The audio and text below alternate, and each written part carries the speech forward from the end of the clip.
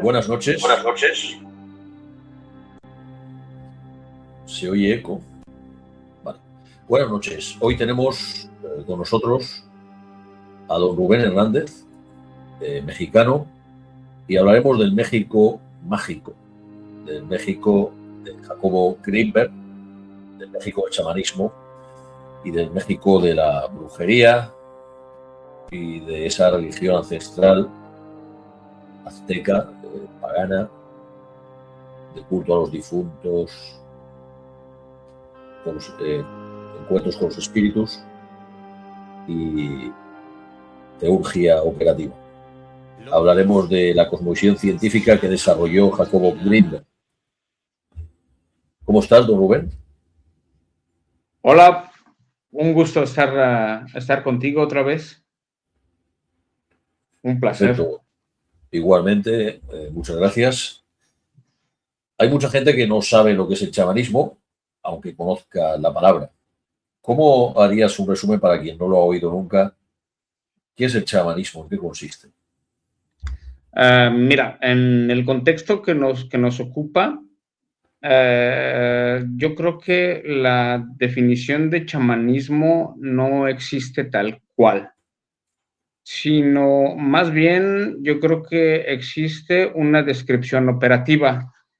En el contexto que nos ocupa, yo creo que es importante decir que el chamanismo no es ninguna religión y tampoco algún tipo de creencia, sino más bien un tipo de tecnología cognitiva y energética para poder modificar la percepción de la realidad.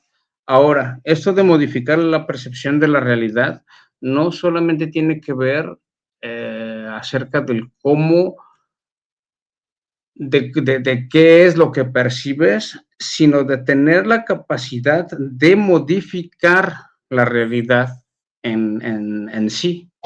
Esto es lo que vendría siendo el chamanismo.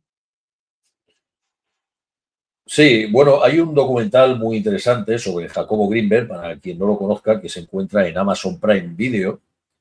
Es un personaje poco conocido en España, era de origen judío, tanto por parte de padre como por parte de madre, vivió en un kibutz en Israel, era de una familia muy pobre, a pesar de que todo el mundo cree que los judíos son millonarios, en este caso no, era de una familia muy pobre, y él estaba desde siempre interesado en la ciencia y en la relación de una ciencia no positivista, una ciencia acerca de la mente, de todo el terreno inexplorado de la mente. Era un mentalista. Y él indagó, hizo muchos descubrimientos, muchas investigaciones, experimentó, se ve en el documental de Amazon Prime Video, experimentó con gente gente que reputada de capacidades, dones chamánicos. Y él hizo experimentos que verificaron, creo que son de los experimentos más exhaustivos que se han hecho en el tema, verificaron que realmente esa gente podía ver, entre comillas, ver desde la distancia, cosas que sucedían desde la distancia. Le preguntaba a él en una habitación, en una caja, para realizar este experimento, qué sucedía, descríbeme tal lugar. Otro experimento que hacía, él dibujaba unas figuras geométricas en otra habitación, lo guardaba, le decía a la persona qué es lo que he dibujado en mi papel. Y todo iba, había unas pautas que se iban repitiendo en estas personas de altas capacidades. Esto le abre la puerta a la investigación del universo inexplorado de la mente humana, la telepatía, la telequinesis, la teletransportación, la dislocación, etcétera, etcétera, etcétera, el tema extraterrestre y su encuentro con Castaneda, del que hablaremos también. Para alguien que no lo conozca, la relevancia, la importancia de Jacobo Greenberg en el México mágico, ese México de la serpiente embrujada o del mezcal, de la mezcalina, de Bajo el Volcán, Malcolm Lowry, etcétera. Ese México mágico, un resumen breve de quién es Jacobo Grinberg y, sobre todo, en qué consiste su doctrina parapsicológica. Mira, yo creo que para empezar, de lo que acabas de decir, a mí me gustaría añadir un pequeño factor cronológico. Antes de, o ¿cómo lo puedo decir? Lo puedo decir mejor de esta forma. Los experimentos que normalmente se conocen de Jacobo Grinberg hechos en el laboratorio realmente son inspirados primero en el trabajo de investigación de campo que él realizó a lo largo de la República Mexicana para estudiar los diferentes casos de chamanes o de psicólogos autóctonos, me recuerdo que así les decía él. Entonces, a ver, Jacobo Grinberg, bueno, nacido en México, era un neurofisiólogo mexicano que empezó a realizar estudios de neurofisiología, o sea, el cerebro, su función, sus manifestaciones y sus redes neuronales fuera del cerebro también, por decirlo así. Entonces, él diseñó mucho de su programa de investigación, de su metodología, en lo que él aprendió con toda esta investigación de campo con los chamanes en México. Él debió o empezó a entender que ellos, para poder manipular la realidad de esta forma, debe de haber una red energética que te dé la posibilidad o el acceso de poder efectuar estas operaciones. Por eso... Esto es muy importante porque él primero conoció la operativa, en el puro empirismo, y después de conocer esa operativa que era real y que él pudo demostrar en sede empírica que es real, postula el presupuesto cosmovisional científico necesario que hace posible esa operativa. Eso le lleva a un ejercicio de postulado científico. Sí, bueno,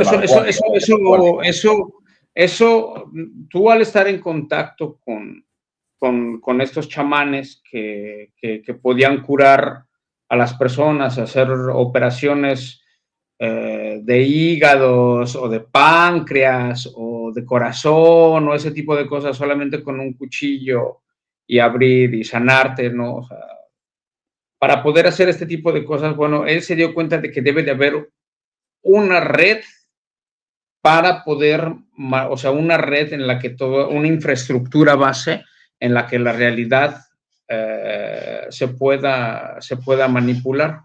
Ahora, el trabajo de investigación de campo que Grinberg realizó,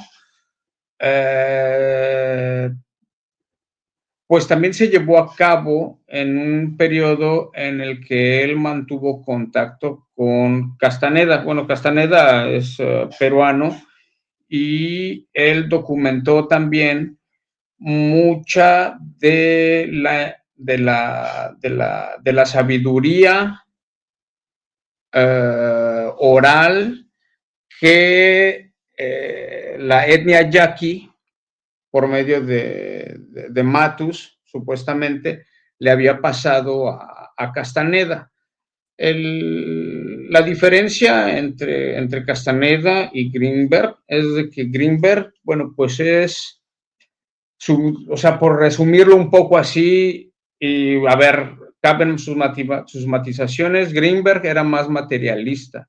Él es científico, quería probar lo que él veía, quería darle una explicación y quería mostrar el por qué era así.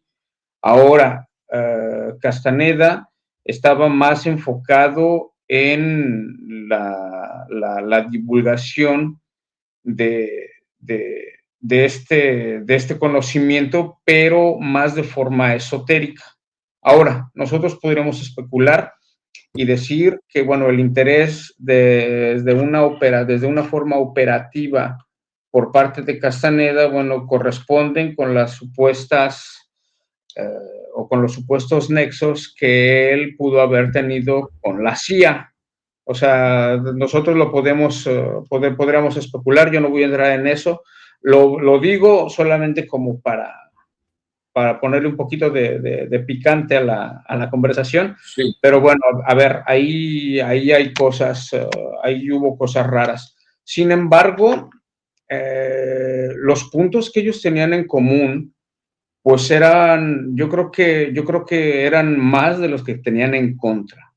¿Por qué? Porque estudiaron el mismo fenómeno. La diferencia es de que Castaneda lo estudió desde una forma práctica. ¿Práctica en qué aspecto? Él fue iniciado por este supuesto Juan Matus. Y digo iniciado porque él fue el que le enseñó esta técnica de poder desplazar el punto de encaje que se le llamaba, o sea, que lo explica así. A ver, ¿qué es el punto de encaje? Desde la perspectiva o desde la cosmovisión chamanista, el hombre, o sea, el cuerpo del hombre, el que nosotros vemos. Está en el libro Las enseñanzas de Don Juan, ¿no? Sí, sí, exacto. O sea, supuestamente el cuerpo del hombre, bueno, pues está de una forma extradimensional o se extrapola de una forma extradimensional o extracorpórea en un huevo blanco de luz con una concentración de energía más o menos en esta parte de la espalda. Entonces, él le llama el punto de encaje a esta concentración energética que se encuentra aquí atrás. Ahora, para hacer un poco más corto y comprensible, el punto de encaje o la posición del punto de encaje dentro de tu cuerpo energético es lo que determina cómo vas a percibir la realidad. Si yo podría poner esto dentro de un ejemplo bastante burdo, imagínate que tú eres parte de del mecanismo de una bicicleta y esa parte pues es la cadena. El hecho de que tú eres una cadena va a determinar ya la forma en la cual tú vas a percibir al mundo. La cadena no va a percibir al mundo de la misma forma en la que lo recibe o lo percibe, por ejemplo, el asiento. Entonces, supongamos que el chiste o el arte del chamanismo es aprender a cambiar el punto de encaje, o sea, el punto energético central desde el cual tú percibes la realidad. Sí, recuerda al yoga operativo esotérico hindú y budista por lo del Kundalini, ¿no? El Kundalini se encuentra también en la espina dorsal y el cambio de punto de encaje, es decir, la activación del Kundalini, pues abre otras dimensiones, poderes, otras dimensiones, conocimientos. Y bueno, lo que decías también lo de la glándula pineal, ¿no? El cerebro del que hablaba Descartes. Sí. Lo que decías de la CIA, esto lo apunta Amazon Prime Video en ese documental sobre Jacobo Grinberg, la desaparición de Jacobo Grinberg, sugiere que fue por culpa de Castaneda y de la CIA, sugiere que él trabajaba para la CIA, como tú has sugerido, y que se ve que la CIA a través de Castaneda le captó a Jacobo Grinberg y le chantajeó, o eso sugiere el vídeo, ¿eh? Es una hipótesis del vídeo que lo sugiere, lo deja caer, que le presionó, le chantajeó para que a cambio de perdonarle la vida, digamos, a él y a sus familiares, debía trabajar para ellos, debía trabajar para la CIA, siguiendo con sus experimentos, con todo lo que Mira, ellos querían utilizarlo como arma de guerra, control social de la población, etc. Mira, aquí, a ver, lo que a mí me parece interesante en este aspecto y da mucho para especular, es de que, a ver, Jacobo Greenberg, contrario al grupo Lubavitch, digámoslo así, Greenberg no tenía conocimiento, sí. Greenberg no tenía conocimiento de que este grupo operara la cábala para fines opuestos a los que él podría operar.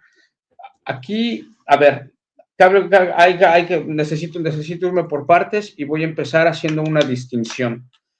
Para mí, lo que diferenciaba a Castaneda de Greenberg es de que Greenberg entendió la corriente filosófica, la cosmovisión chamánica desde el punto de vista cabalístico. A ver, yo no te estoy diciendo que lo que Castaneda supuestamente aprendió y lo que vivió y lo que le enseñaron directamente de los yaquis fuera incorrecto, no, sino de que Greenberg ya trae desde esa base judía que tiene, ya trae una determinada concepción cabalística de la realidad. Ahora, él no lo hace ver tangible, o sea, no hay dentro de su teoría física, no hay un término que tú puedas decir o que sea teológicamente compatible. Sin embargo, cuando tú lo lees de una forma bastante analítica, sí te das cuenta de que hay una estructura cabalística para explicar los fenómenos chamánicos. O sea, es bastante interesante esta lectura. Entonces, sí, el chamanismo a la luz de la cábala. Sí. Claro. Entonces, Greenberg, al tener esta herramienta de interpretación, construye un modelo cosmológico basado, pues, en la lectura chamanística, en la lectura cabalística de la tradición chamánica. A ver, yo te voy a decir honesto, yo no la invalido, o sea, no me parece que la lectura sea incorrecta, no, es bastante correcta. Y tan es correcta que se dieron cuenta de la capacidad que esta teoría puede llegar a tener. Que bueno, teoría sinergética, ¿no? ¿Se llama? La teoría sintérgica. Sintérgica. Sintérgica, la teoría sí, que elaboró, sí, sintérgica sí. que elaboró Jacobo Greenberg. Mira, y que Rubén ha desarrollado en sus esbozos, pero eso lo dejaremos para otro día. O sea, que la ha continuado, él es como un continuador de la teoría de Jacobo Greenberg. Sintérgica, ¿no? Sintérgica, sí. Sintérgica. Citabas a Jabat. ¿Por qué motivo citaste a Jabat? ¿Es que estaba Castaneda vinculado a ellos o por qué los has citado? A ver, no, y por eso, a ver, es un ejercicio de especulación. Simplemente yo, Castaneda, al no tener una cosmovisión para operar desde la cábala, para mí es razón suficiente para poder concluir de que Greenberg no tenía conocimiento del Sabbat Lubavitch. ¿Entiendes a lo que me refiero? Pero, o sea, ¿por qué lo dices? O sea, ¿cómo infieres esto? Porque si Castaneda operaba para la CIA, era lógico que operara también para el Mossad y lógico también para los Lubavitch. O sea, eso... Sí. Y por lo tanto, para la cábala sabatina franquista, es exacto, la que Chabad es el continuador oficial de porque son hasídicos. Como dice David Antelman, ellos son los continuadores de la cábala sabatina franquista. O sea, él era ignorante de estos desarrollos porque era un cientificista, ¿no? Jacobo Greenberg. Y él llega a la cábala, digamos, de una manera neutral, sin contaminar, no tóxica, sino como la de un científico, ¿no? La de un explorador neutro. Y entonces él no sabía nada de estas cosas de Chabad y tal.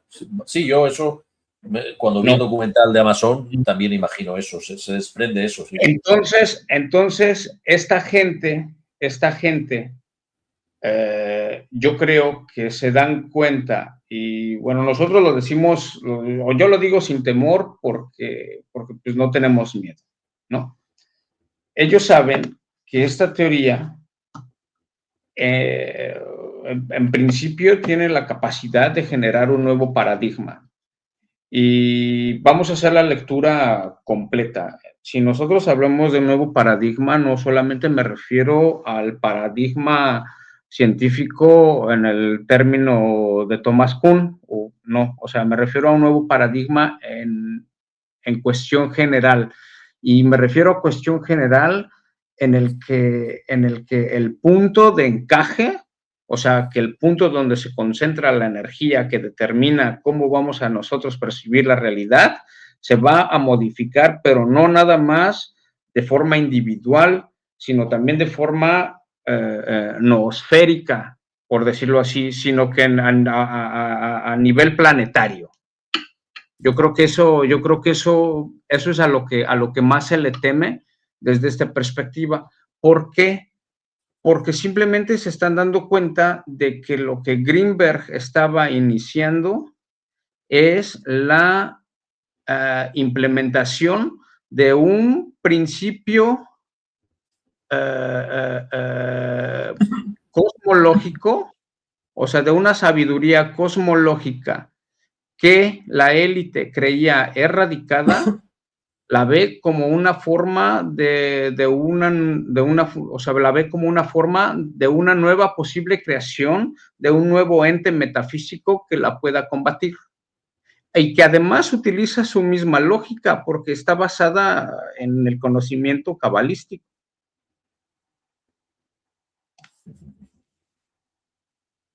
O sea, ¿a la élite le parece peligroso este nuevo paradigma de Greenberg? Claro. O sea, porque o sea, no sé si yo me estoy explicando. Utiliza, si lo puedes desarrollar un poco.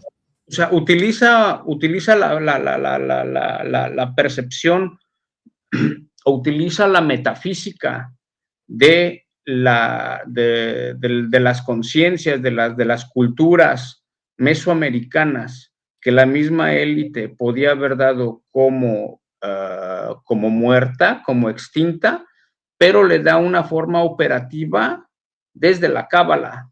O sea que se está creando un nuevo polo metafísico que desafíe o que pueda desafiar la hegemonía de la élite sabatia-franquista.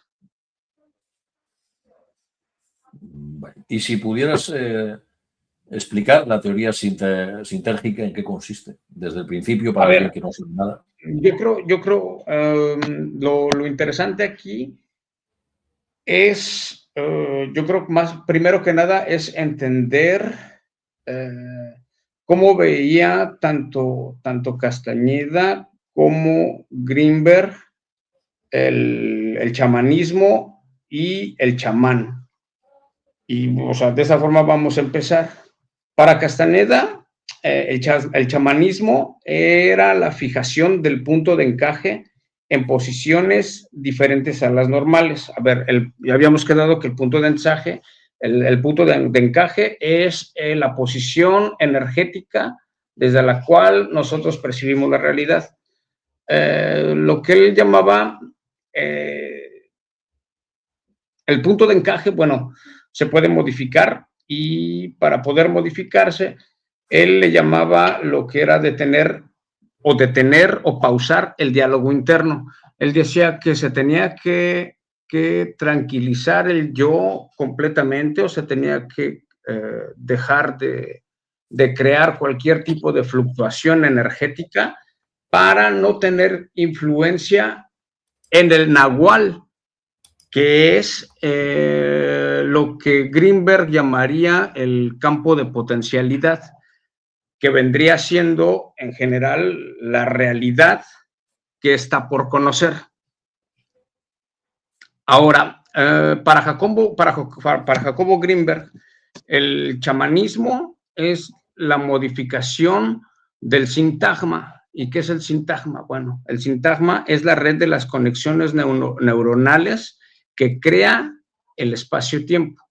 A través de la sincronización del hemisferio derecho y del izquierdo y de la modulación de las ondas mentales, el chamán logra una transacción neuronal para poder acceder a la latiz. Bueno, esta latiz, que es un término bastante importante en la teoría sintérgica, vendría siendo el equivalente, por lo menos conceptual, de lo que para Castañeda es el nahual, que es el campo de potencialidad o es la infraestructura en la cual la experiencia se lleva a cabo.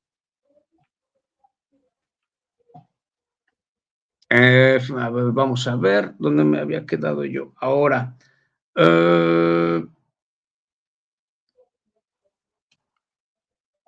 para Jacobo Greenberg, el sintagma y la latiz no son sinónimos, son niveles distintos de la teoría neurofisiológica que él desarrolla acerca de la percepción.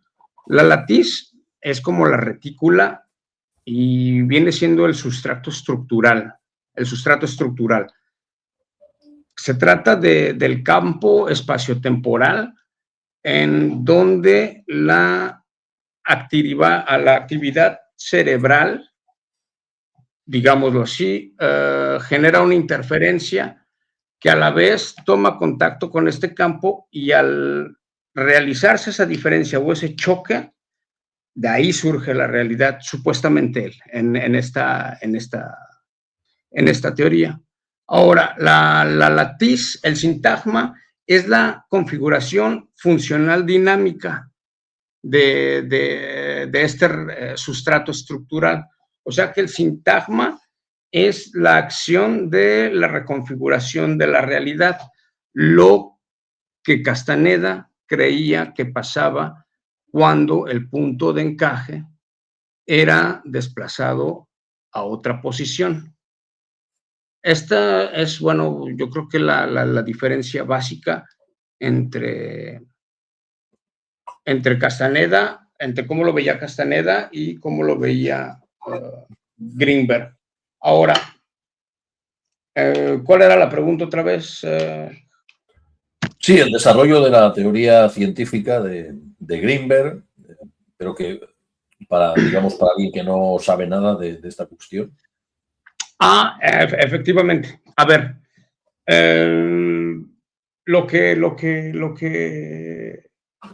esta teoría de Greenberg surge básicamente al tener contacto empírico con los chamanes.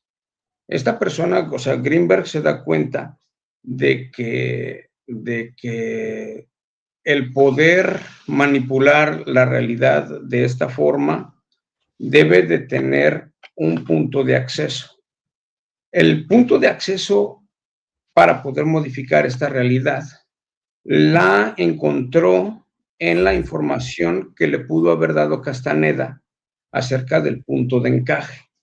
Entonces, lo que Greenberg está intentando resolver en su teoría sintérgica es la aplicación técnica, o sea, está escribiendo la teoría de la aplicación técnica de los conocimientos que Juan Matus le pasó a Castaneda. Y esto significa o se resume, yo creo que es bastante sencillo. Dice que toda la realidad que nosotros percibimos está sostenida por un campo. Ese campo contiene la información que nuestro cerebro decodifica como realidad por la diferencia de potencialidad entre el campo sintérgico, o sea, la latiz, y el poder de cómputo del cerebro mismo. ¿La latiz qué sería? Si lo puedes... La latiz es el campo de inmanencia. Digamos que vendría siendo la red de infraestructura que sostiene la realidad. Vale, como el software. Vendría siendo como la ile de Husserl. Los griegos, sí. Como sí, más o menos. O sea, nosotros podemos verlo así. Sin embargo, a ver, yo en la ile griega yo no creo. O sea, porque, bueno, o sea, no es de que no crea, sino de que me parece que se queda corto en la definición. Entonces yo la veo más como la ile husserliana que como la ile aristotélica. No, lo veo distinto. Y bueno, esas son partes del desarrollo que yo tengo con mi propia teoría. Pero bueno, ya llegaremos ahí. Lo que Greenberg descubre es de que nuestro cerebro genera una modulación en la latiz y de que ésta, al encontrarse con la modulación misma del campo, genera la realidad. Esto tiene el paralelo completo con lo que Castaneda describe en el libro de las enseñanzas de Don Juan. O sea, digamos lo que viene es la teoría sintérgica, es la teoría operativa de lo que Don Juan le enseña a Castaneda. Vale, hay un paralelismo, pero Greenberg lo sistematiza de manera científica. Claro, a ver, y lo que yo te estaba diciendo antes de empezar a responder tu pregunta, es de que la única forma que existe, porque, o sea, para mí me parece lógico o sea, a lo mejor hay gente que lo pueda ver de una forma distinta, pero para poder hacer esta teoría sintérgica, para poder venir con la metodología, para poder estudiar esto de una manera científica, la única forma en la que puedes llegar ahí es teniendo una mínima idea de cómo el sistema cabalístico funciona. Sí, bueno, mientras explicabas esto, hay que decir que esto de lo que estás hablando, pues es lo que se llama teurgia, ¿no? Lo que los griegos y medievales, también lo que se llama también el significado etimológico de magia, ars, el arte regia, ¿no? O la maestría. Claro. Bueno, la magia tiene también una connotación doble, ¿no? De magia negra, magia o magia blanca. Pero teurgia es el término más neutro que magia, si queremos. Yo la denomino fenomenotecnia. En el sufismo existe esta operativa, también con un paradigma compatible con esta operativa, que es el paradigma de una realidad inteligible, imaginar, del que nuestro mundo es una expresión efectuada por un efecto que son esas matrices, que son las letras, que a su vez las letras, eso es como en la cábala, ¿no? Que a su vez las letras se corresponden con un número y que a su vez los números se corresponden con un espíritu y a su vez con nombres divinos, etc. Y esta invocación de letras, de números en un ritual específico, pues lleva a la manifestación de unos arquetipos que son siempre posibles y que en un momento dado se abren a la realidad de nuestro medio que conocemos, ¿no? En efecto. De posibilidad se pasa a acto material. Y esto, digamos, normalmente el ser humano normal, esta materialización del mundo de la posibilidad le acontece, ¿no? Y la diferencia es que el teurgo es el mediador que hace que esto acontezca. Exacto. Luego, Exacto. para que la gente no piense que esto es satanismo, tal, la diferencia hay unos que lo hacen con la autorización de la santidad, autorización divina, etcétera, y otros que lo hacen por Satanás, es decir, digamos, siguiendo fines no compatibles con el servicio a Dios. Pero hay un fondo común en esta operativa que se llama Ilmul Huruf, la ciencia de las letras, ¿no? La ciencia de las letras. Y mira, también está en la cábala. yo creo que a nosotros a lo mejor se nos pasa un poco de largo, pero a mí me generó un gran entusiasmo cuando yo descubrí este tipo de cosas. Me generó un gran entusiasmo saber de que hay un sustrato general en el de que todas las corrientes esotéricas, de una o de otra forma, te hablan de este mundo, en este caso explicado en el chamanismo como el nahual y el tonal. O sea, el mundo fenoménico, ¿no? El mundo fenoménico y el mundo ni siquiera de las ideas. Yo lo denomino el mundo de las posibilidades. Entonces, sí. Eso me llamó mucho la atención, Y...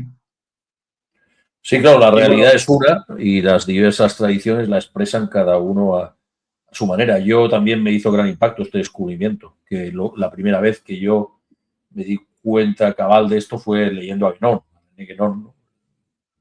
la tradición primordial, todo esto, y en la comparativa que le hacía entre diversas tradiciones, pues se ve claro.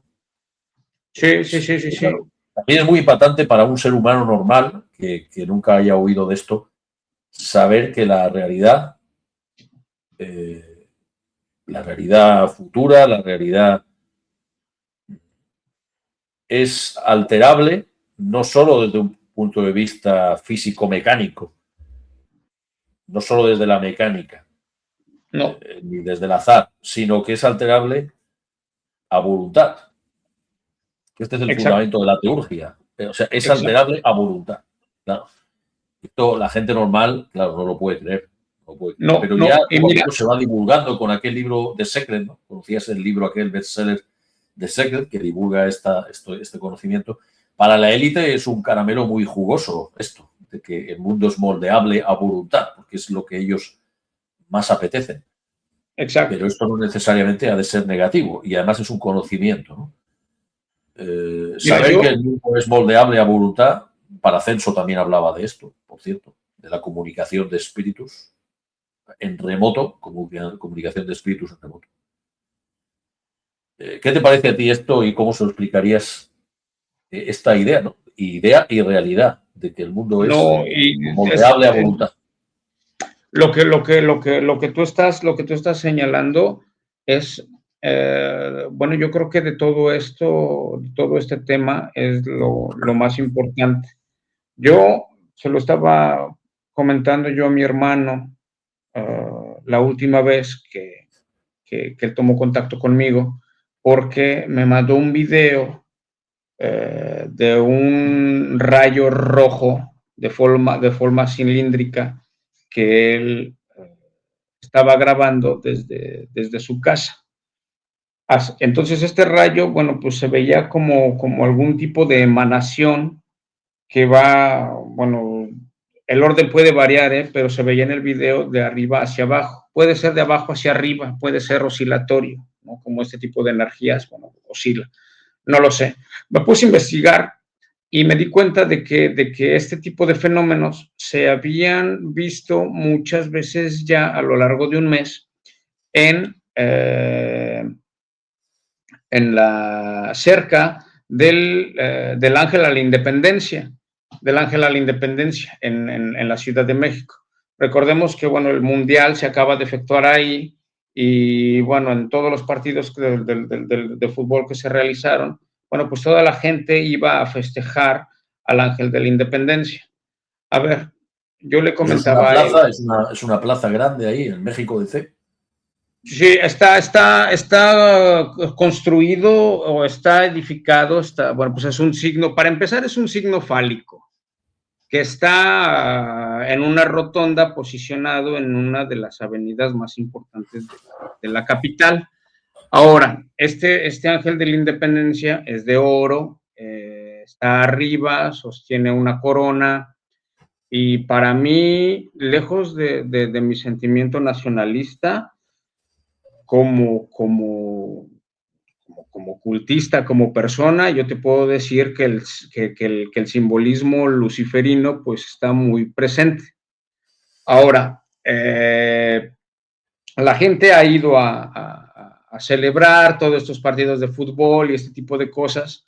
A ver, nosotros sabemos de que hay entidades intradimensionales que se alimentan de este tipo de energía psíquica y emocional humana. Entonces, al generarse o al haber existido esta concentración tan grande de personas en un catalizador energético simbólico de oro, como lo es el Ángel de la Independencia, pues lógico que va a crear un efecto de potencialización de esta energía que las personas emanan. Entonces yo se lo dije a él, le digo, eso que tú estás viendo es la manifestación de la energía psíquica de toda esta gente. ¿Y por qué rojo? Bueno, porque, bueno, pues es al final y al cabo el color emocional que estas personas, bueno, pues sintieron, yo creo que de una forma más intensa en este lugar. Ahora, de esta forma yo se lo explicaba a él. Nosotros, yo creo que poco a poco, conforme la ciencia vaya avanzando, la ciencia positivista, que suena a paradoja, yo creo que conforme la ciencia positivista vaya avanzando, yo creo que nos vamos a ir adentrando más al mundo de lo que Pavlos y Bergier decían que era el retorno de los brujos. Habrá muchos brujos, habrá muchos. ¿Y por qué? Porque la gente va a empezar a darse cuenta sin la guía correcta, de que la realidad es emergente y se puede moldear con la voluntad. ¿Y qué es la voluntad? Es la intencionalidad,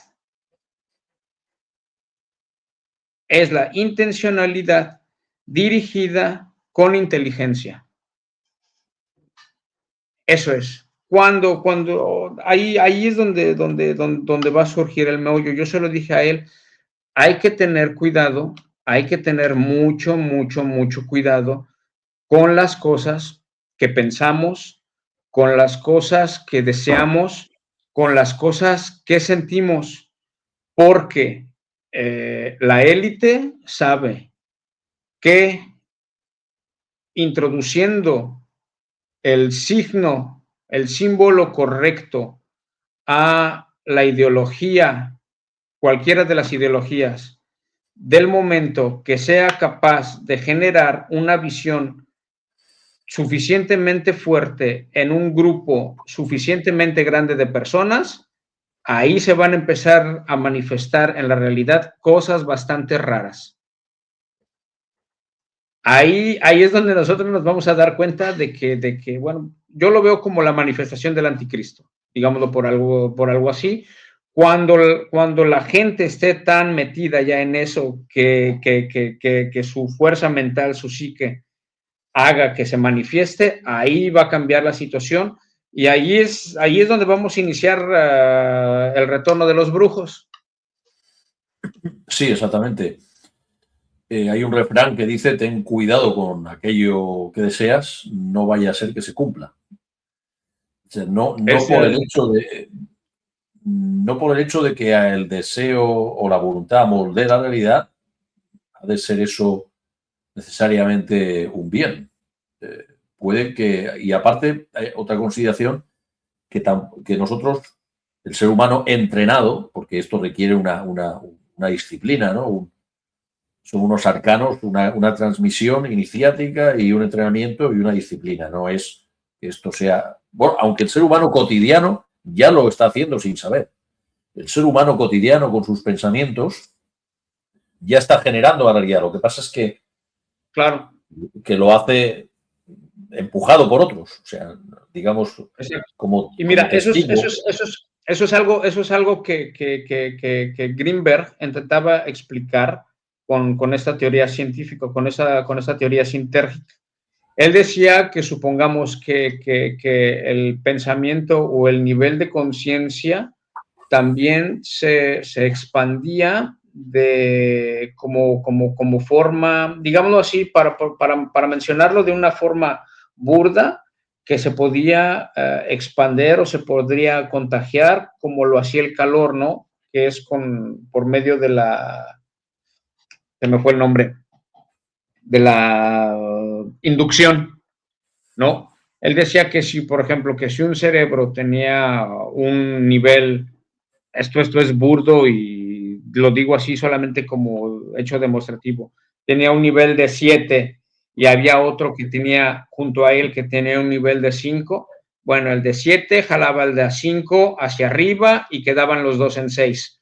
Entonces, este movimiento que pasa o esta forma en la que la gente empieza a reaccionar de maneras que aún no saben, bueno, pues tiene que ver con la gente que carga un conocimiento un poquito mayor o menor. Siempre va a haber una diferencia y el cerebro dentro de esta red va a intentar compensarlo. Por ejemplo, a todo el mundo en su vida cotidiana, incluso a la persona más banal, le ha pasado alguna vez que está pensando en alguien y se lo acaban contando al momento y hace mucho tiempo que no lo veía, ¿no? Esas sincronías. O Claro. también le pasa que está pensando en un familiar, un amigo, en un ser querido, y cuando se lo encuentra dice que yo también estaba pensando en ti ese día. O sea, la gente corriente ya experimenta en su día a día, lo que pasa es que no le presta atención ni lo conceptualiza, ¿no? Ni tampoco hace un entrenamiento de ello. Pero ya hay experiencias en el día a día de la gente, pero piensan que es casualidad, que es azar, etc. De telepatía, ¿no? Pero no hay un entrenamiento. O sea, la masa no es consciente de esto. Bueno, lo ve, pero no le da importancia. Y no lo entrena, no lo entrena. Digamos que estos ocultistas hacen de su vida esto y sí que lo entrenan. Pero Mira, además que lo entrenan, tienen la ciencia para las teclas que hay que tocar para esto.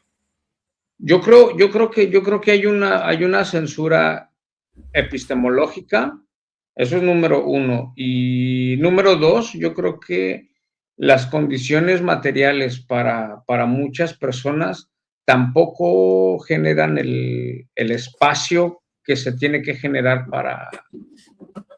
Claro. para poder desarrollar este tipo de cosas, ¿no? O sea, para poderte sentar y poderte meditar. Claro, pues requiere cierto ascetismo y la persona inmiscuida en la cotidianidad del estrés laboral y tal, y la precariedad, no tiene tiempo de hacer ese ejercicio de retirada. No. Es imposible, o sea, a ver, no es imposible, pero me puedo imaginar que es parte también del sistema para que la gente no pueda desarrollar este tipo de capacidades. Claro. Que no En cambio, ellos, la élite, que tienen todo el tiempo del mundo y la vida resuelta totalmente, pueden destinar el tiempo que quieran a esto, ¿no? Bueno, Claro, claro. también hay que tener en cuenta que esto es el destino, ¿no? Es el destino. A veces uno quiere hacer una de estas invocaciones y resulta que y la tiene y tiene toda la fórmula y todo, pero no acaba nunca de encontrar el tiempo para sentarse y hacerlo. O sea, que no basta solo con que no se piense la gente que esto es tan fácil como hacer así, ¿no? Esto No, requiere una sentada, un trabajo y a veces no hay tiempo, las obligaciones no, cotidianas. exacto, no. Al Yo, final, yo, todo voluntad divina, a pesar de que uno pueda creer por la apariencia de que esto es una cosa al margen de Dios, no. El hecho mismo de que tú te puedas sentar significa que Dios ha querido que eso suceda. ¿No? Pues no hay una incompatibilidad teológica entre esta teurgia y el destino. Van a la par. no, efectivamente. Mira, en las investigaciones que yo realizo, esto yo creo que es uno de los puntos más lindos también para explicar, ¿no? O sea, de que dentro de el absoluto, digámoslo así, yo lo denomino el absoluto. El absoluto es absoluto porque conoce todas las posibilidades o todas las posibilidades que puedan existir. Nuestra posibilidad se limita a escoger una de esas posibilidades. Entonces, bueno, a mí me recuerda mucho lo que tú estás diciendo ahorita de, de qué pasa con el permiso de la Claro, divinidad. porque al fin de cuentas, aunque se realice, no deja de ser una mera posibilidad que se realizó, exactamente. Exacto, y mira que esto también se puede explicar dentro de la terminología cuántica con el campo de posibilidades y lo que yo le llamo también el campo de inmanencia, pero bueno, eso ya será para otra cuestión. Sin Hablando embargo, del tema, y si quieres introducir tu teoría científica, pero ahora que citabas la física cuántica, el otro día escuché que alguien hablaba del salto cuántico, una teoría científica ahora en boga, relacionando el salto cuántico con esto de las posibilidades, de que en una determinada acción puede desencadenar, por esa acción puede desencadenar sí, un cambio de escenario en la vida de un individuo. Y a ver, esto relacionaba con la teoría del electrón. Si tú puedes desarrollar esto, si tienes a ver, noticias de estas cuestiones de física cuántica. el salto cuántico, o lo que yo lo conozco como el doble cuántico, el autor, no me acuerdo muy bien cómo se llama, no me acuerdo cómo se llama realmente, pero lo puedo desarrollar un poco. Supuestamente él había desarrollado la técnica para poder comunicarte tú mismo con tu doble cuántico. Este doble cuántico supuestamente es una versión tuya del futuro con la cual tú vas a intentar comunicarte por las noches antes de dormir. Vas a hacer un ejercicio dialéctico, vas a poder decir algo, comunicarte con este doble tuyo del futuro para que te ayude a resolver problemas, para que te dé, no lo sé, algún consejo o ese tipo de cosas. Entonces, bueno, esta persona desarrolló el programa, decía que tenías que irte a descansar, estar acostado hacia arriba, pensar por lo menos 15 minutos antes de quedar dormido. Bueno, eso es un poco extraño, pero hacía alusión a que te tienes que quedar dormido con el pensamiento que tú tienes para poder comunicarlo con este doble del futuro. Él decía que era importante que tú le dijeras el lugar y la fecha de donde tú te encontrabas en ese momento. A mí me pareció bastante curioso el lugar y la fecha. ¿Por qué? Porque si nosotros lo vemos desde una lectura simbólica, te está ya dando una pista de que la posición temporal y espacial es determinante para que este doble cuántico pueda ayudarte. ¿A qué se refiere esto? A que dentro de la estructura espaciotemporal debe de haber ya un referente de pasado para que esta versión futura pueda ayudarte. A mí se me hizo un poco curioso. Entonces, bueno, más que nada era esto. Era Muy esto, interesante, muy supuestamente. interesante. Sí, supuestamente, bueno, al día siguiente tú ibas a empezar a despertar o ibas a empezar a notar de que, bueno, de que tu cerebro se volvía un poco más lúcido con respecto a las cuestiones que tú habías intentado solucionar con tu doble cuántico o la noche anterior. También se recomendaba que lo hicieras de una forma sistemática. Entonces, Esto recuerda, sí, el refrán que dice consúltalo con la almohada, ¿no? Consúltalo sí, con la almohada. efectivamente, sí. Y Y mira, es que, a ver, tampoco nosotros tenemos que darnos cuenta de que la mitad de nuestra vida, bueno, un tercio de nuestra vida la pasamos en el mundo, o bueno, de una forma ideal sería que nosotros pasáramos la tercera parte de nuestro día en el mundo onírico.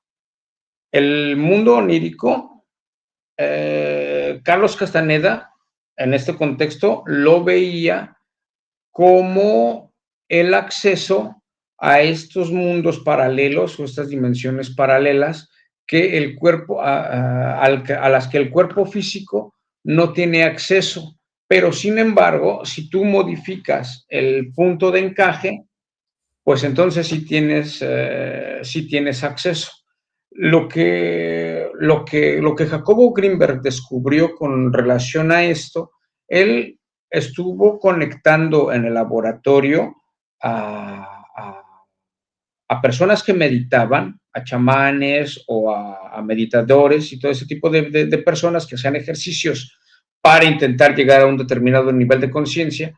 Él los encerraba en el laboratorio, les conectaba los ánodos y los cátodos en el cerebro, se los conectaba para poder medir la diferencia de potencial en los cerebros. Él se daba cuenta de que cuando la persona se encontraba en un supuesto estado mayor de conciencia o diferente al normal, la mayor concentración de energía en el cerebro pasaba de la parte frontal a la parte de atrás. Entonces, el cogote. exacto. Entonces él creyó que este movimiento, esta concentración de energía era de hecho, hay lo un chakra ahí, ¿no? Un chakra, el chakra del Buddhi. Entonces, Greenberg creyó o postulaba, o sea, no lo dijo directamente, pero bueno, yo sé que lo intentó, o sea, que estaba buscando eso. Él estaba buscando de esa forma encontrar el movimiento o el desplazamiento del punto de encaje del cual Castaneda hablaba y decía que era esencial para poder acceder al mundo de las posibilidades. O sea, Muy interesante, muy interesante. al nahual. Así es en el idioma azteca. Exacto. Ahora, este tipo de cosas, cuando nosotros empezamos a analizarlas, ya desde un marco fenoménico un poco más extenso, te das cuenta de que este tipo de fenómenos también han sido documentados por muchas personas distintas y no nada más se les puede conocer o se les puede nombrar con ese tipo de terminología. Los supuestos viajes astrales es exactamente lo mismo. Los viajes astrales, exacto, los viajes astrales es exactamente lo mismo. Es exactamente lo mismo. Exactamente. Sí, todo lo que nombrabas en la tradición islámica, todo esto está muy manido, ¿no? Lo de la istijara, la consulta al dormir, también fijando el objetivo de la pregunta, exactamente lo mismo, en el mundo onírico, que es el mundo imaginal, a la Malmidad. El profeta Sallallahu viajó a Jerusalén mientras estaba durmiendo, soñando en espíritu, como relata su esposa Aisha, Radiallahu Juanji, que él seguía ahí su cuerpo, pero no su espíritu. Y luego en el tema que decías de esto, que los hindúes y budistas llaman chakra, ¿no? En el cogote, que es el de la iluminación, en el sufismo se llaman los lataif, los puntos sutiles de apertura a la interdimensional, ¿no? Claro. Interdimensional. Por esto, todo esto es una realidad común, una realidad común que la ciencia positivista va a remolque, ¿no? Está, digamos, desfasada de lo que es las ciencias tradicionales que le llevan la delantera aquí, pero que últimamente sí que vamos a llegar, como tú decías, que se va poco a poco, la ciencia positivista poco a poco va a llegar aquí, va a llegar y va a provocar una revolución en la gente, ¿no? Sí. Una revolución. Tú, la teoría científica que desarrollaste, si quieres dar unas pinceladas a través de la psicotécnica. Mira, la teoría que yo he desarrollado es más que nada ¿cómo se le dice? La formulación, no la formulación, es bueno, sí, la formulación correcta de lo que vendría siendo. A ver, no, estoy diciendo cosas que no tienen nada que ver. Vendría siendo más que nada el formalismo matemático de lo que Greenberg intentaba postular en base a la cosmovisión del nahual y del tonal. Es básicamente eso. Yo postulo o intento dar las herramientas, porque eso es lo correcto. Intento dar las herramientas para la construcción de un nuevo paradigma. Este nuevo paradigma, ¿en qué se basa? En que las personas o de que haya la suficiente cantidad de persona que pueda mantener una realidad positiva, no en el sentido positivista, pero sí ético correcta, digámoslo de alguna forma, que tenga la capacidad de sostener con su atención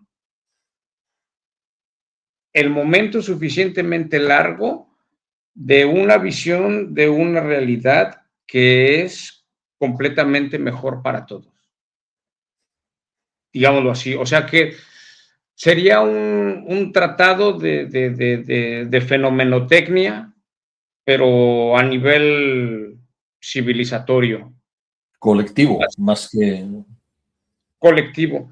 A ver, yo creo que has leído algo de Teilhard de Chardin.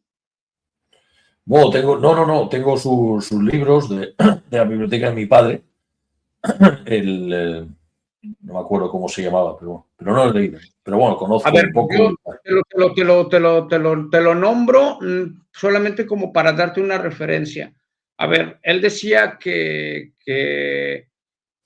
la conciencia se va expandiendo de menor a mayor. Entonces, de que él veía él veía en la conciencia una determinada evolución y que va creciendo de nivel humano a nivel planetario y que eso, poco a poco se va expandiendo hasta llegar al punto omega. El punto omega era o es para él el punto máximo de evolución crística que un ente vivo puede completar. Ahora, tú dirás, bueno, es que los humanos somos diferentes entes vivos. Bueno, desde el momento en el que nosotros vivimos en un ecosistema planetario y ese planetario alcanza un determinado nivel de conciencia, bueno, entonces nuestra conciencia, nuestros nodos, por decirlo así, tú te vuelves en un nodo consciente, yo me vuelvo en un nodo consciente, y a nivel planetario nosotros formos parte de una red de conciencia. Pero entonces el ente consciente ya no vas a ser tú solamente, sino el planeta como sistema. Eso es lo que, arrastra al resto, sí. Esto es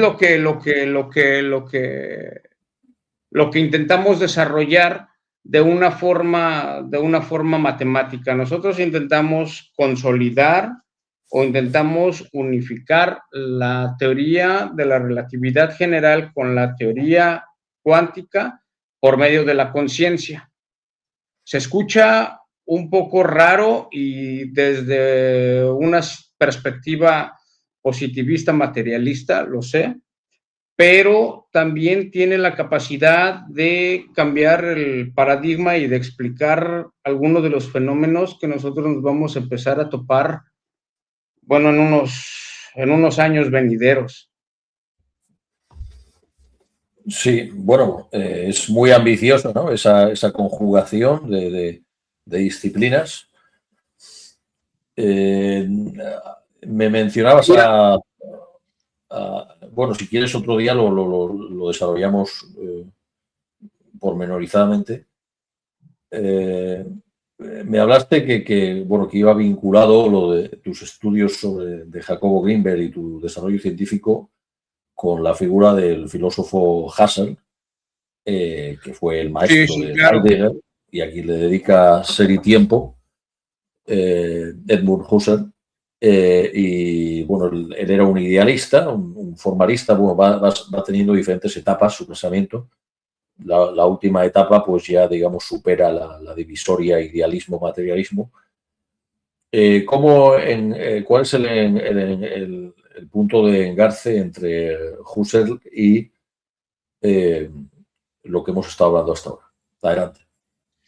A ver, Husserl, nosotros, bueno, yo lo considero el padre de la fenomenología. Y la fenomenología es la rama de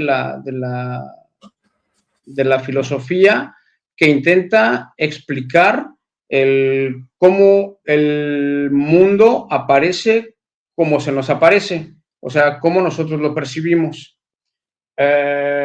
Husserl, bueno, establece un sistema bastante fácil para poder denominar los procesos en los cuales, bueno, la corriente de fluidos sensoriales fluye y cómo la mente humana los percibe.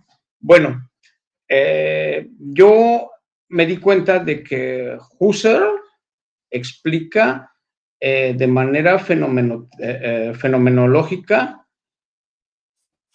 la cosmovisión chamánica del nahual y del tonal. Ahora, mi propia teoría de la fenomenología cuántica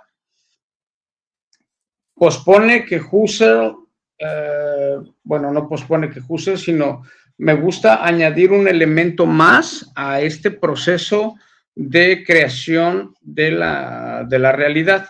Ahora, esto también, lógico, está basado en el chamanismo y en la cosmovisión del nahual y del tonal.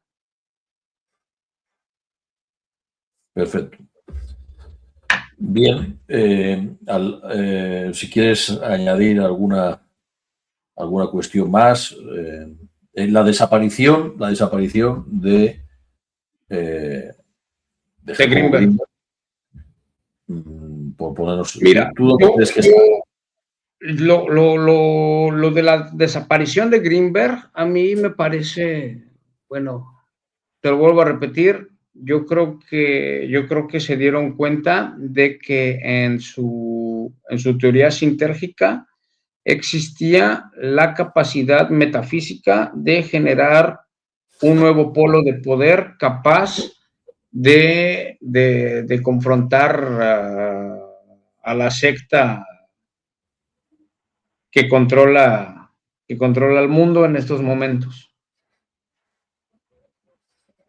Yo creo que es eso.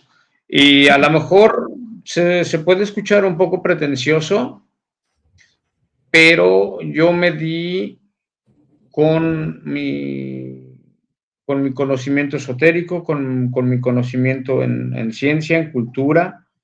Yo me di a la tarea, bueno, de seguir desarrollando este proyecto,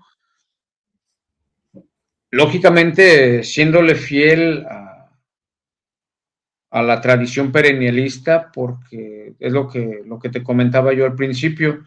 Yo creo que lo que más me entusiasmó es el saber de que todas las tradiciones tienen, bueno, un sustrato idéntico en el fondo, en el que las tradiciones hablan de, de un mundo fenoménico, del mundo de la manifestación, y te hablan del mundo de la posibilidad.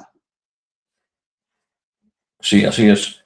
Y te iba a preguntar que citaras cómo encontrar tus textos inéditos, pero antes, ya que citabas a esa secta que domina el mundo, mencionar mi libro que se puede encontrar en Amazon, Freudomarxismo y Junguismo, sobre esa secta, el satanismo político, la metapolítica, la cábala satia franquista y el esoterismo nazi. A mí me gustaría remarcar algo de tu libro. Yo creo que en la actualidad, el de freudomarxismo y junguismo, yo creo que es un texto de referencia para quien quiera entender el contexto metapolítico que se está desarrollando en la actualidad. Es un texto esencial. Te agradezco mucho, don Rubén.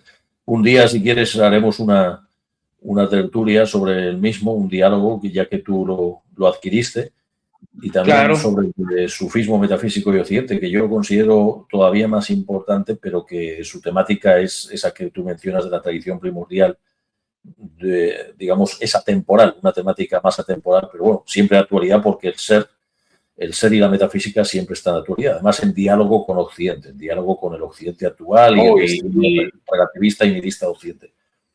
Y yo creo que hay mucha gente que lo toma por alto, pero realmente la lucha, yo se lo digo siempre a quien pueda, la lucha es metafísica. O sea, ahí es donde se desarrolla la batalla, porque el que domina el símbolo es el que domina cómo vas a percibir la realidad. Y el que domina cómo percibes la realidad es el que va a decidir cómo se construye el mundo del mañana. Sí, es una batalla metafísica, que además es el plano que sobre todo utilizan ellos, porque la élite tiene un poder material, pero ese poder material le viene porque ellos tienen una operativa ritual, teúrgica, que es lo primordial para ellos. Y si no tuvieran eso, tampoco tendrían lo otro. Claro. Entonces, nosotros también debemos movernos en el plano inteligible, en el plano de la posibilidad, que para eso está el ritual. Yo lo hago desde la tradición sufí e islámica, que considero que es la última, como dice Islam, e invito a que quien quiera conocer esa tradición, pues que lo haga, ¿no? Pero sí, la batalla es metafísica, la batalla es metafísica.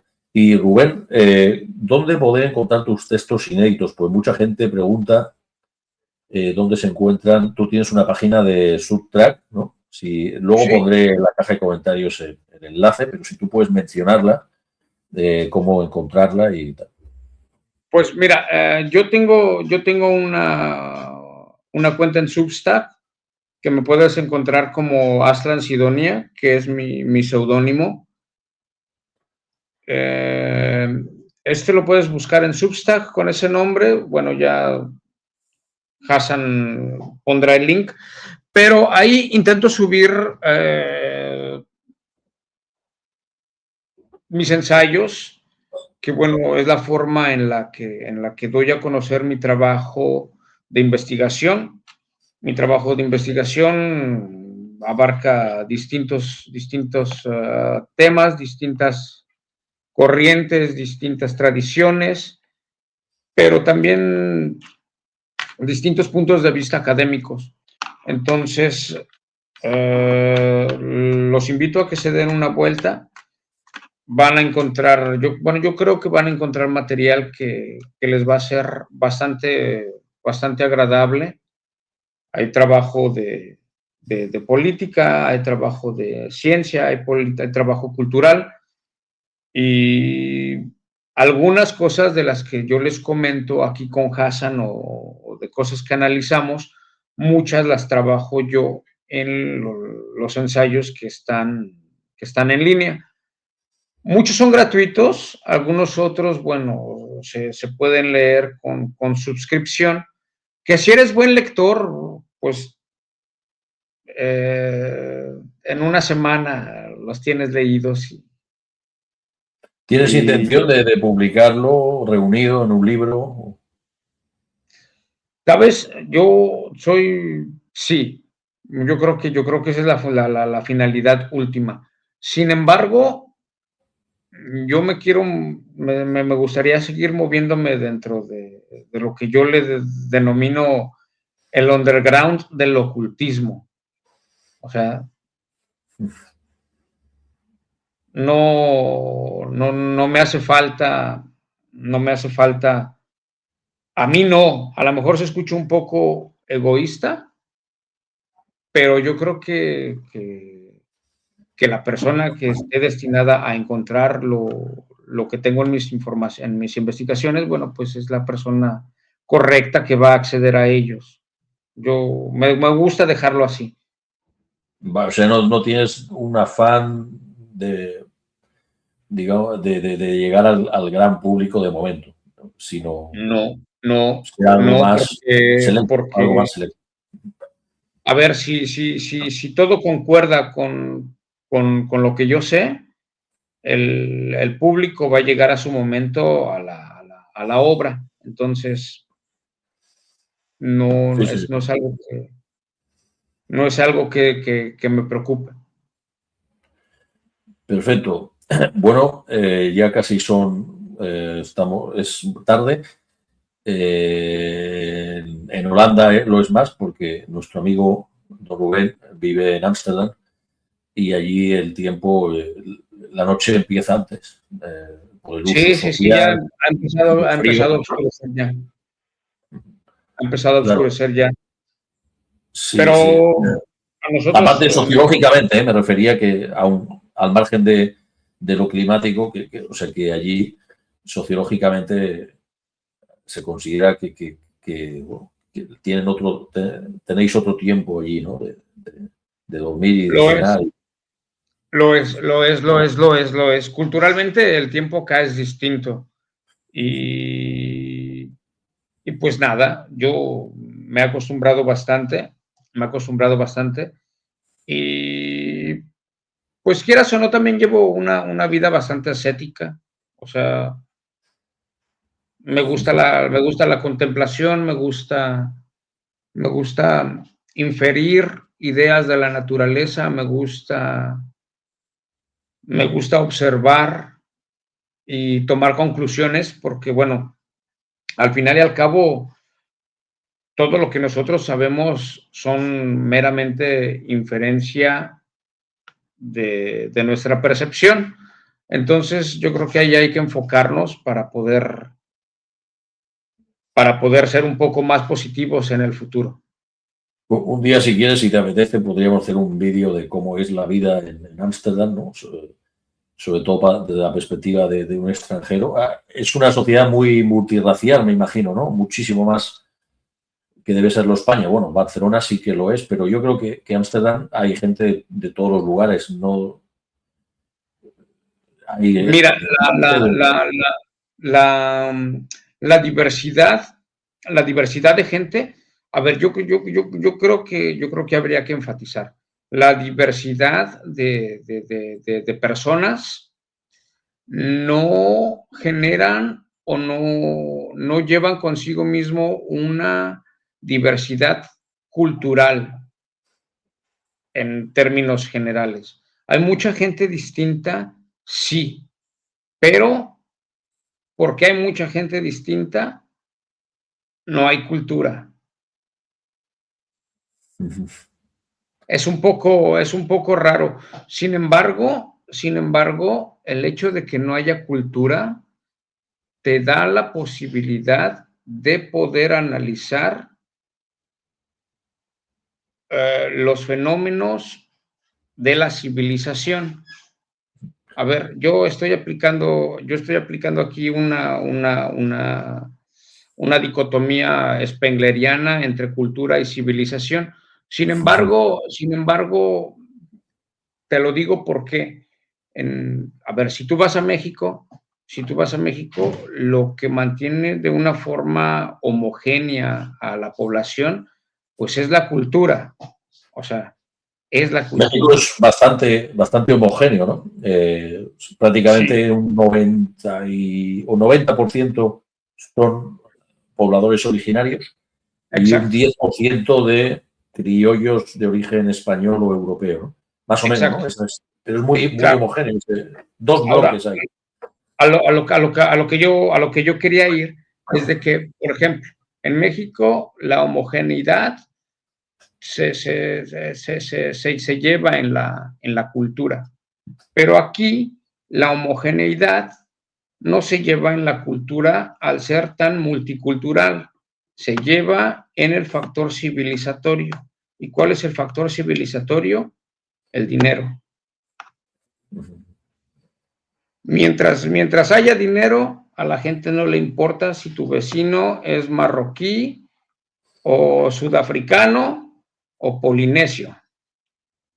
Sí, interesante. O sea, mientras que México, en términos spenglerianos, estaría en una etapa de cultura, una etapa juvenil, Holanda y la vieja Europa son civilización, como diría Spengler. Y dirías que Holanda es muy clasista, por lo que dices, una sociedad muy clasista que le da mucha importancia al estatus, al dinero. Bueno, lo es también. O sea, sí, sí, sí. En definitiva lo es. Lo es. Y Aunque en yo, Holanda, en Ámsterdam, por ejemplo, gente pobre apenas existe, ¿no? Allí. ¿No? a ver, en términos mexicanos, acá la pobreza no existe. O sea, no la hay. Sin embargo, la pobreza también es un estado mental. Y si nosotros entendemos la pobreza como estado mental, entonces sí la existe. A lo mejor no en términos económicos, o sea, en los últimos años ha llegado gente a dormir en las calles y ese tipo de cosas, los hay un poco más, pero sin embargo, la mayoría cuenta con una casa. La En mayoría Alemania, cuenta no sé con... si te ha llegado noticia, está creciendo de manera alarmante la pobreza en Alemania. No sé si lo sabías. En Holanda todavía no ha llegado este fenómeno. No, pero bueno, yo creo que va a llegar. Yo creo que va a llegar y, y no ¿Qué ha creas mantenido a Holanda en ese estatus tan alto a su sociedad? Que es poco poblada, que hay muchas ayudas sociales. ¿Qué es lo que le ha mantenido tan alto a nivel económico de poder adquisitivo a la gente? Uy, Javier, estamos tocando materia que da para mucho, Sí, sería pero, cuestión de hacerlo en otro vídeo. Sí, sí, si quieres vamos a dejarlo y a ver, haremos un vídeo sobre ese tema. yo lo digo simplemente como cuestión en general. Eh, que no se les olvide que la realeza neerlandesa tiene relaciones con el Reich. Ya, ya, ya. O sea, Ya vamos a temas peliagudos, sí, sí, sí, sí, sí. que explican la Y además, potencia del país no, naranja. y además candentes, ¿no? Pero, a ver, bueno, yo creo que eso es una de las razones en general del por qué sigue así. La población, bueno, se contiene, hay, hay dinero, fluye. Ahora, yo creo que se nos olvida, pero yo siempre he visto a Países Bajos como el laboratorio social de vanguardia. O sea, cualquier cambio, eh, dialecto, cualquier cambio en el proceso ideológico de la dinámica dialéctica que se va a ejercer en Occidente, primero se realizan pruebas en Países Bajos y de aquí se exporta. Sí, interesante, interesante. Eso es una cosa que yo me he dado cuenta bastantes veces. Bueno, o sea, no por nada, también aquí está el grupo Bilderberg, ¿no? Sí, Bueno, sí.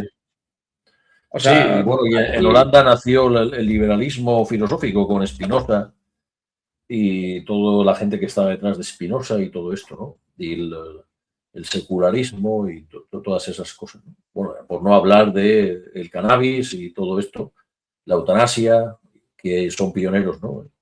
sí, sí, sí, Son, sí. son pioneros. Sí, o sea, yo por eso te digo, ese tipo de cuestiones aquí son pioneros.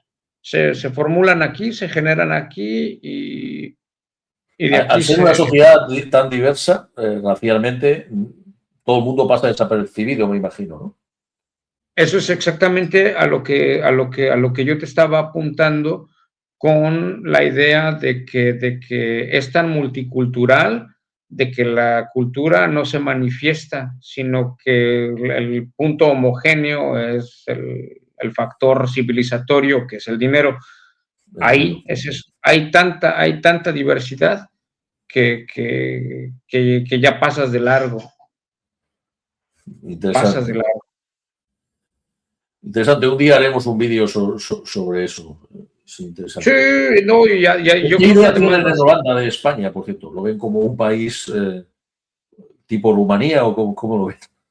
Con todos no, respetos, a Rumanía a y... ver, España para los holandeses, España es sinónimo de sol, sinónimo de sol. Sin embargo, bueno, yo creo que, bueno, también, ¿no? O sea, es un país del sur, entonces, pues son más flojos, trabajan menos, eh, ese tipo de cosas, o sea, tienen una vida más fiestera, ¿no? Así se le ve. Sin embargo, sin embargo, yo creo que con el paso del tiempo se han remarcado un poco más las diferencias políticas desde el punto de vista metafísico que pueda llegar a tener los Países Bajos con España, bueno, y también más que nada por los sucesos históricos, ¿no? Que se Sí, han sí, desarrollado. históricamente España y Holanda han tenido mucho conflicto. Claro. Yo creo que desde ese punto de vista, bueno, mientras haya sol en España no va a haber mucho problema, pero cuando el sol se acabe, yo creo que mucha gente va a empezar a recordar que hubo diferencias políticas. Y no lo digo como maldición, sino como que lo digo de una forma o de otra en el que la gente empieza a dirigir su atención en problemas o en glorias pasadas. Y cuando la gente, eh, digámoslo así, cuando la gente confunde esa gloria pasada con una identidad futura, se generan muchos conflictos que no acaban bien. Y yo creo que ahí es a donde no tenemos que meternos todos. Perfecto, muy interesante. Muy interesante. ¿El holandés medio es nacionalista o es una persona abierta o hay de todo? El holandés medio. Me refiero al holandés autóctono, o sea, al holandés de generación. Yo creo que, a ver, son abiertos, no,